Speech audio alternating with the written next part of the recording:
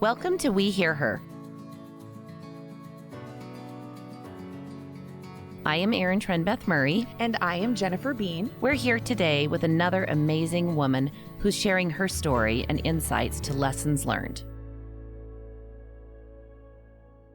Welcome back, everyone. Thanks for joining us at the We Hear Her podcast. I'm here today with Astrid Tuminez, who's the president of Utah Valley University. Astrid, can you fill me in on a little bit more about what you're doing right now and what all you're involved in? Yes, I am running the largest public university in the state of Utah with an enrollment of about 41,000. And of course, it's a big job. There are so many aspects to it, from the academic side, student support side, donor relations, community relations, industry relations. So it's a job, then legislative and government affairs. So it's a job that has very many facets to it, but it's fun and there's never a boring day. Oh, that sounds wonderful. Yeah. But also like a very big job. What do you think is the most challenging part of your job at Utah Valley? There are many challenging aspects to it. I think the most challenging part today is that the sector in which we play, if you will, higher education is undergoing a lot of disruption. Sure. We're living in a time when there's so many ways today to get your education. You could get a certification from Microsoft or Google or AWS, or you could go to an academy to learn coding and programming for 10 months and get a great job. And so there's also a debt crisis in the United States, so financing is an issue. And then frankly, to me, the most challenging thing with all of this is that people are questioning the value of higher education. So when you are working in a sector that is being disrupted by technology, by the ways people think, by what people value, you are going to have to innovate, and you have to be very agile, and you have to be there for the market, if you will. And I call the market because people have choices as to where they'll go to school. So a lot of that means that people have to change their mindsets. They have to change their behaviors. They have to change the way they think about a university, keeping what is best about it traditionally while innovating and moving faster where the 21st century is. So that's the biggest challenge. And it does sound very challenging. For us, what is your message about the value of higher education? Higher education is a game changer. I think there is no better tool or more proven tool that allows people to make a good living than higher education. I think that is still true across the board. And today, higher education has to be really redefined. It's not just solely your bachelor's degree. It isn't. So at Utah Valley University, we offer certificates, we offer associate degrees, we offer bachelor's degrees and master's degrees. We are primarily a teaching institution. And higher education is very highly correlated with better marriages, better health, better civic participation. So my message on higher education is that I think it's for everyone. A high school education is almost never enough. For a very rare few, high school could get you where you want to go, but those are extremely rare exceptions. Sure. So take me back to the beginning. Where were you born, and a little bit more about your family and what you learned along the way? I was born in a farming village in the Philippines, and it's called Tigbawan in the province of Iloilo, which may sound very exotic to you. My family members, pretty much all my relatives were farmers and fisher folk. And when I was 2 years old, my mother decided that we had to move to the city because there's more opportunity in urban areas, more jobs, more education. And the only place we could afford to live in were the squatters, the slums of Iloilo City. So we built a house on stilts in the sea. And so I grew up in that house, and when I was 5 years old, there was no electricity, no plumbing, no utensils. We ate with our hands. Anyway, when I was 5 years old, some nuns from an order called the Daughters of Charity were doing service work and found my family and offered us spots. The girls, they ran a girls' school only, offered the girls a chance to go to school at this convent school. And that essentially was what changed the entire trajectory of my life. So, I mean, that's why I'm such a believer in education. And so from there, I mean, it's been quite a journey from there. You know, I moved on to Brigham Young University to finish my undergraduate. I'd started in the Philippines, and I went to Harvard and MIT. And I've lived and worked in 5 different countries. And so, again, to me, the key to all that was education. Sure. I can see how that at the young age of 5 made all the difference in your life. Did that also mean that you lived away from your family when you went to... No. We just walked to school, and there was a very brief period in my life, and I lived in an orphanage that was run by the same order of nuns. Okay. But other than that, no, we lived at home and then walked to school, and went to school from 7:30 a.m. to 12:30, and then went home, and then went back to school from 1:30 to 5 p.m. Very long school days. It's a long day. Yeah, it's typical in the Philippines at the time. Yeah. Tell me a little bit more about your mom. It sounds like she had an intuition to provide you with opportunity and to wish for something beyond where you had been before you moved. So I am a first generation student, just like 37% of UVU students, first in their families to pursue a post-secondary credential. I mention that because neither of my parents went to college. They both told me they had a high school degree, but I'm not sure. I have never seen a diploma. So my mother was always, I think, very ambitious, very energetic. So I think I credit her for, first of all, she had strong opinions about the world. She still does today. She's 87 and still very opinionated. And so I think she had what you might call just, natural intellectual talent. Sure. And of course never developed because she didn't go to school, but I think she did have the foresight. She had a very difficult life. She grew up again in a village. Her father was murdered when she was only 15. Very, very difficult life. But I could tell from her history, when she was about 17, she ventured to the city all by herself from the village and got a job with a textile store run by immigrant Indians. So a lot of Indians would go to the Philippines and run a business. And I think about that. She told me about how she interviewed for the job, and she tried to remember all the English words she knew because she would be interviewed in English by the Indian merchants. So again, a woman with, I think, raw intellectual talent, but also a sense of the world and wanting to... She's restless. Even at 87, she's restless. She's restless. So I think that's a good thing. Women usually are socialized for us to be afraid of the world and not to venture out. And I think my mother was fearless in that sense, and the world was in many ways cruel to her.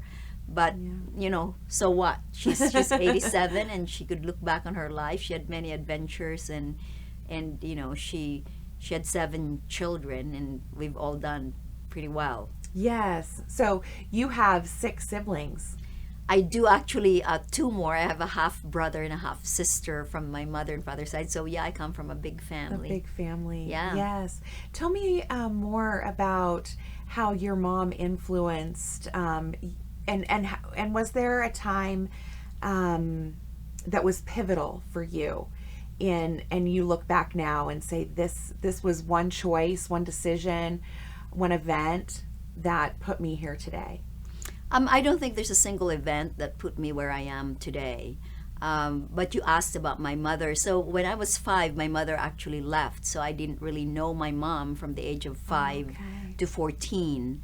Then I went to Manila, the capital of the Philippines, to live with her when I was 14 years old. But the older I get, the more I realize I am totally like my mother. I think genetics are truly half or more of our destiny. Of what we become, of who we are, of how we think, of how we behave, of how we deal with life. So I am like totally like my mother, very alpha and very demanding and stubborn. And so I can't think of a single pivotal event. I think there may be pivotal events that affect us in good or bad ways, but life is to be lived moment by moment, and we should change all the time. We ought to always be changing for the better, because we are learning and we are aware and we are present to the experiences that life is giving to us. And not that we react, but we learn. We are not passive. So but I do think of my parents again. So my father raised us, and there was one thing that my father was very hands off, and he's raising the 7 kids in a hut, and he didn't cook. We just kind of had to fend for ourselves. But one thing that I could still hear his voice in my head.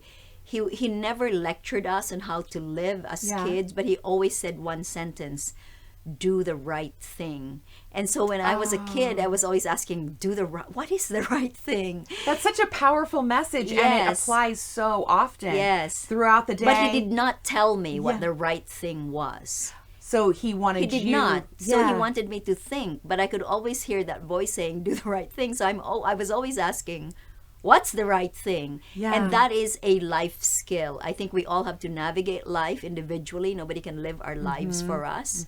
And that's an important question to ask. What is the right thing, in all the situations we find ourselves in? Right. Do you think that the students and the folks at Utah Valley University are challenged to do the right thing? Is that also guiding in your profession? I think so. One of the things that I have been driving at UVU since I arrived is the set of core values that we have. Sure. What are and those? The core values are exceptional care is the first one. So for exceptional care, you begin by really seeing the person in front of you, seeing your colleagues, and acknowledging that you may be the same, you may be different, and they may have different strengths and trials and weaknesses, but you have to care. You have to care about the students. You have to care about exceptionally the staff. Exceptional care. Yeah. And that takes a lot. If you don't care about a person, a relationship doesn't go very far. Then the second core value is exceptional accountability, where care could be disastrous if it's all care and there's no accountability. Sure. We are a university. We have to account for our time, our money, our resources. And I think when you care for someone, you can directly give them feedback, honest, if things are great or not great. So that's exceptional accountability. And then the third core value is exceptional results, which means that we are very ambitious individually for ourselves and ambitious. And collectively. Yes, for the university, in that we can achieve great things by working together, by caring for each other, by holding one another accountable. And then that ambition, the great results should follow. Sure. What are the great exceptional results you want to see at the university? Well, we have a document that we put together in my first year called UVU Vision 2030. So it's really thinking about the strategy for this decade.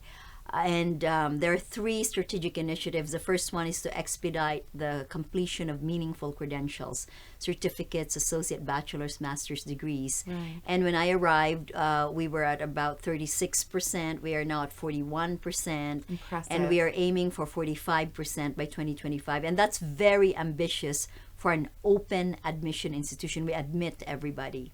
We do not sift based on your ACT and your GPA. We simply believe that if you have the desire and the potential, please come in.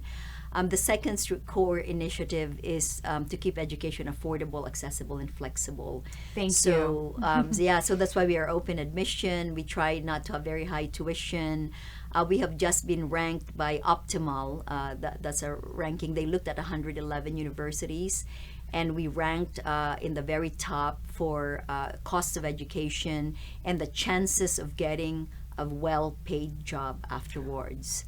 And isn't that exactly what we're all looking for? Yes, right? absolutely. I love that you're tracking that. Yeah, and Business Insider also ranked us number 3 in the nation for return on investment. Finally, the third strategic initiative is to enhance our relevance to industry and the community. We are a public university. Nearly half of our budget comes from taxpayers' money. And so we can't be in an ivory tower. We have to be where the community and industry are. We have to produce the workforce, and we have an amazing track record. We have produced more people for 4- and 5-star jobs as classified by the state of Utah than any other institution, and 76% of our alumni are still in the state 10 years out. So an investment in these UVU students is really an investment in the workforce and the future of the state. Yes. And with that, that's phenomenal. Congratulations. Thank you. And thank you for giving back to Utah in that way by sending folks out to really lift us up. Yeah. I mean, that's the purpose of higher education. And I think that we have to understand where industry is going. You can't be too far behind that. And, you know, as you educate people, as they get good jobs, all these other good things follow. They get interested in their civic duties. They raise good families. They themselves feel empowered. And I think that is really the crux of the work of higher ed. You have to empower people with skills and education and life experiences within the university, that they learn to get along with people who are different than they are, that they can be comfortable in discomfort when their ideas are questioned, because, you know, in this world, we can't get everybody to agree with us. But how do you agree with proper reasoning and data and evidence, you know, without... An allowance to continue the conversation. Correct. And learn. And even agree to disagree, but still collaborate with other people, because healthy societies can manage difference and can bridge differences. Sure. I love hearing what you have in mind for Utah Valley University's future. What is in your future? Well, I don't know right now. I've never been a person to say, I've never been really very calculated about my career, but interestingly, I've had the most amazing jobs. And I've worked in, you know, 4 or 5 different and very distinct sectors: technology, finance, academia, philanthropy. Yes. What's in my future is something that, you know, I love UVU. I'll be here for a while. I hope people love me and want to keep me for a while. And then after that, you know, I mean, I feel like the world is always open, and there's always many adventures for all of us to have. Yeah. Do you have one thing on your bucket list? Do you have a bucket list? Well, I'd love to be able to write a couple more books. I wrote a very scholarly book called Russian Nationalism since 1856 that looked at the rise of Russian national identity from the end of the Crimean War to the year 2000. So oh, wow. It's got 1 million footnotes, and I feel like, okay, that's what people read if they want to fall asleep. So I'd love to write a few more books that are more, you know, about current topics or leadership, or maybe even a memoir. So that's on my bucket list, and I'm pretty confident I'll get those books written. Well, after sitting with you here for these short minutes that went fast, I have no doubt. And I love that your father's wisdom holds true today and is guiding you still by challenging you to do the right thing. Yeah, thank you. Thank you so much, Astrid. Thank you. It's my pleasure. Yes. Thank you for taking time to hear her. Join our efforts and learn more at womenwhosucceed.org. A big thank you to our sponsor, the Clark and Christine Ivory Foundation.